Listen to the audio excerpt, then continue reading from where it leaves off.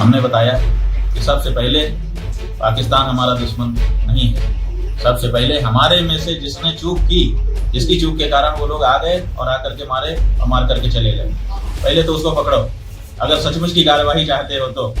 और अगर ये चाहते हो कि नहीं हम घटना करा देंगे और उसमें जो शामिल है उसको पकड़ेंगे नहीं, तो इसका मतलब है कि आप स्वयं घटना करा रहे हो और उसका घटना हो जाने के बाद राजनीतिक लाभ ले रहे हो। इसलिए पहली जरूरत है जिन जिन से चूक हुई है उनको जिम्मेदार व्यक्ति को सामने लाया जाए और उनको दंडित किया जाए। उसके बाद तो पाकिस्तान के सामने, पाकिस्तान को आप कह रहे हैं हम सिंधु नदी का पानी बंद कर दें।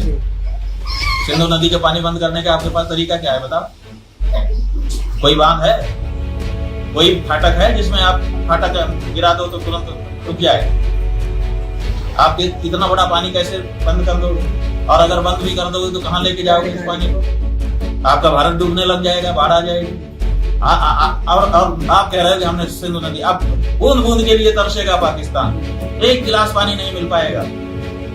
ऐसा टेलीविजन पे आपके एंकर बोलने लग गए। आप बताओ कि कैसे आप पानी रोकोगे सिंधु का?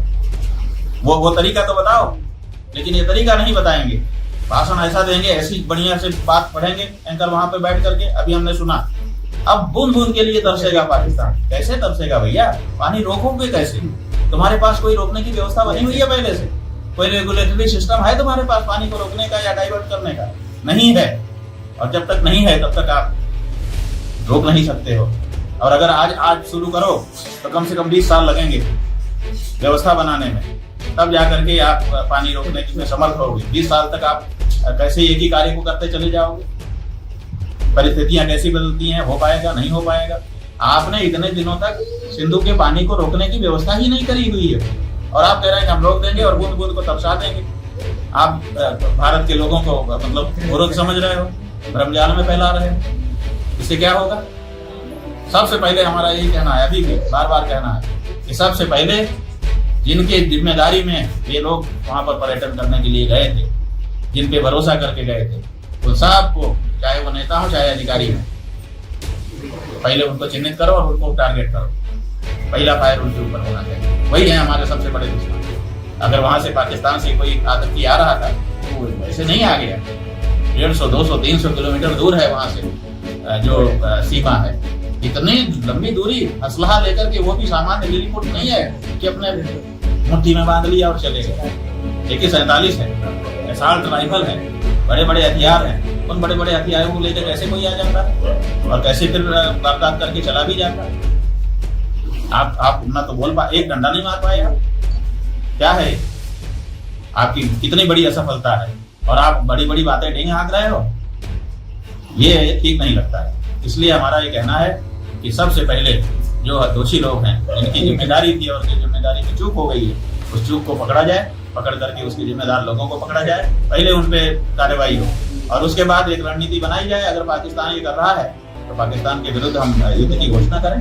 हमको क्या डर है? हम क्यों ये तरीके अपनाए, कंपनी बंद कर देंगे, हम राशन बंद कर देंगे? हम कहते हैं कि सीधे हम युद्ध करेंगे।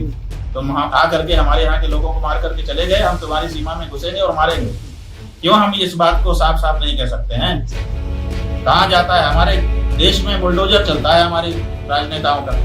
पाकिस्तान के खिलाफ बुलडोजर क्यों नहीं चलता है कि एक बुलडोजर लेके चलेंगे, जो आएगा सामने तो करते चले जाएंगे।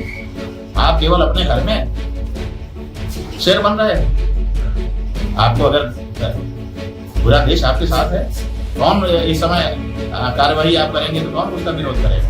हम सब सहयोग करेंगे, भूखे रह लेंगे, प्यासे रह लेंगे, सारे संसाधन आपको सौंप देंगे। आप करिए तो, लेकिन आपदा में अवसर आप खोजेंगे कि हमको इसका राजनीतिक फायदा मिल जाए। जैसे पुलवामा में आपने ले लिया, आप बिहार में जाकर के घोषणा करेंगे, आप जो है तुरंत फेसबुक पर चला देंगे कि जात नहीं पूछी, दर पूछा, ये पूछा, वो पूछा, उसका राजनीतिक तरीका अपना लेंगे। तो इसका मतलब अलग होता है। इसका मतलब है कि आप या तो घटना करवाने वाले हैं और या तो हो गई है तो उसका लाभ लेने की ज्यादा आपके अंदर इच्छा है।